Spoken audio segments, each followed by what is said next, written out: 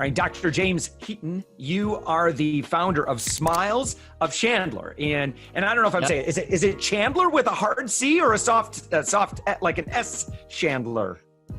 Somewhere in the middle, Chandler. Chandler. Awesome. Well, so I'm really excited to have you on because you founded your own dentistry practice, got your own office. And so I would imagine that there's a lot of other professionals, not necessarily in dentistry, but maybe they're already working within a practice and they'd love to be able to expand out on their own, you know, whether they're in chiro care or doctor, healthcare provider, any other professional. And so I'd love to learn what that process was for you. So when did you finish schooling? 2011.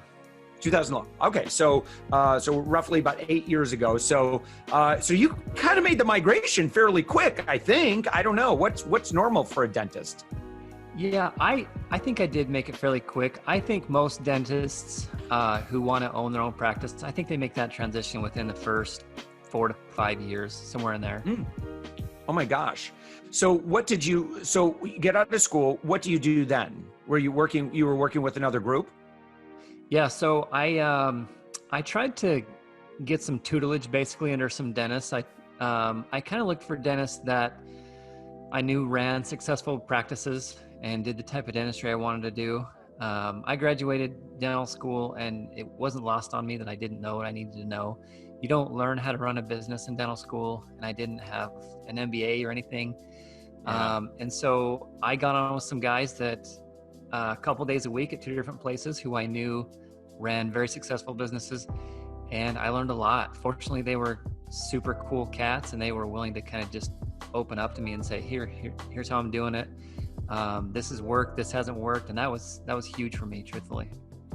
Wow. And so, obviously, I think a lot of people get into dentistry and they want to learn the skills of being a good service provider, but outside of, honestly, if we want to, if your goal is to have a thriving practice, marketing, branding, advertising, attracting new clients that's some pretty valuable skill. And, what a better way to learn that than to identify, well, I don't necessarily want to work with the best dentist in the area. That's good, but what I really want to know is who's built built the business that I want to emulate or exceed. And so I guess it sounds like that was kind of a lot of your intention. Yeah, that's totally it. So I knew that I could develop the clinical skills I needed, but if I didn't know how to make people aware of it, that I was a great dentist, then it wasn't going to do me any good. If I'm sitting in my office waiting for somebody to walk through the door, that wasn't going to get me anywhere. So I wanted to learn the business skills and the marketing side of things as quickly as possible.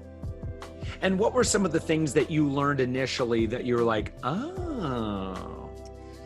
I think, just learning about, honestly, Josh, coming out of dental school, I didn't know anything. So even just learning how to read a P&L and a balance sheet was like, oh, that's what that looks like, And then learning just the different methods of marketing and trying to, keep up with the digital age was huge. Marketing is different for me today than it was a year ago, honestly. And so just learning where to go, what resources, podcasts honestly have been huge for me, is just listening to podcasts and hearing people who are willing to share and open up about what they've done. So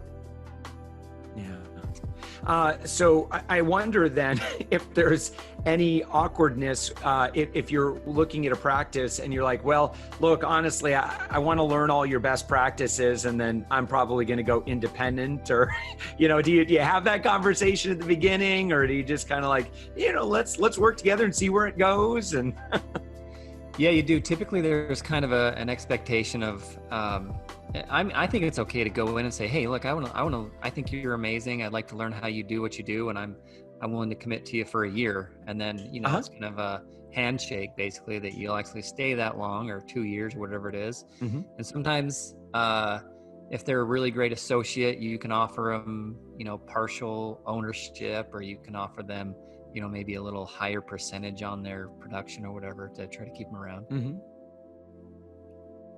And I would imagine that that marketing, as if you're a healthcare professional or dentistry, has really changed. I know what I understand about consumer behavior and how consumers make their decisions today. Way different than how we were doing that 10 years ago. Yep. Here's my impression, and let me know what your observations are. But it seems to me that when someone is in the market for a new dentist, they may Google, but honestly, I see most people just hitting up social media. Yep. And they get together, maybe it's a Facebook group, or maybe they're somehow connecting with other friends in the area on social, and they're like, who really loves their dentist?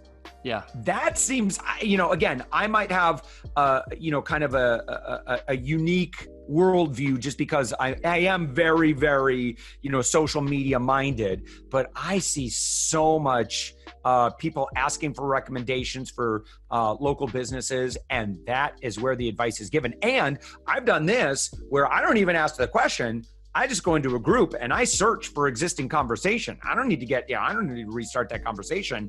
But, I think this is really good because it turns the area of being a professional service provider, it becomes a true meritocracy.